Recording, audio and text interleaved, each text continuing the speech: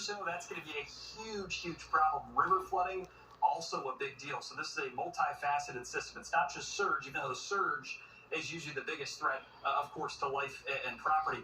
Wind speed arrival times, this is daybreak tomorrow.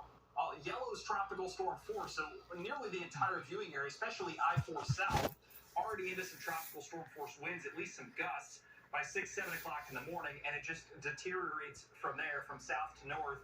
You get into hurricane force wind gusts. That is the red in Venice during the afternoon hours tomorrow, and even that core of wind spreads over into Polk County. So if you think back to Irma, some of the wind damage that we had in Hardee, DeSoto, Highlands County, Polk County, you may get into some of that very strong wind coming up tomorrow afternoon into tomorrow evening.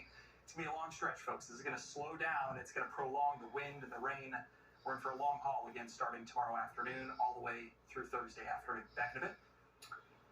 All right, thank you so much, Tyler. Well, maybe you've been wondering about all those construction sites along Bayshore Boulevard and in downtown Tampa. And of course, what you're really wondering about are all those big cranes down there. Well, the crews, we are told, have been ordered to secure all those cranes and the materials ahead of the hurricane. So there you go.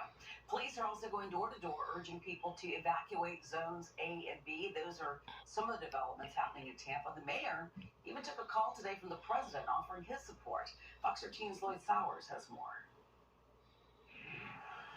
Older homes in Tampa's Hyde Park near Bayshore Boulevard have seen many storms, but the mayor says this one is different. This is going to be potentially the worst case scenario for the Tampa Bay area. Along with her chiefs of police and fire rescue, Mayor Jane Castor said people should heed evacuation orders, that rescues will become impossible during the storm.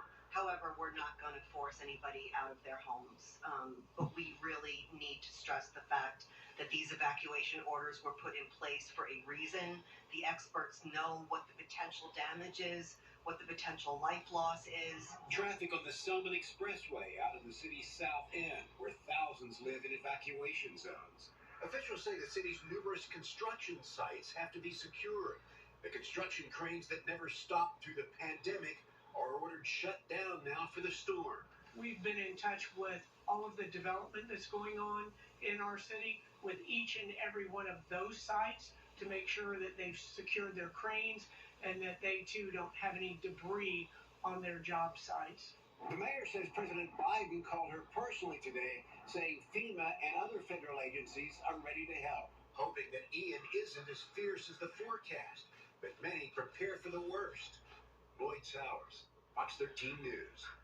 We also have an update from TECO. The agency was considering shutting off power to Davis Island, Harbor Island, and parts of downtown. It was to prevent damage to the electrical grid. That is no longer the case, though. So you can be assured that as of now, TECO has no plans to interrupt service anywhere downtown. Well, despite the storm shift, officials in Pasco County are continuing to encourage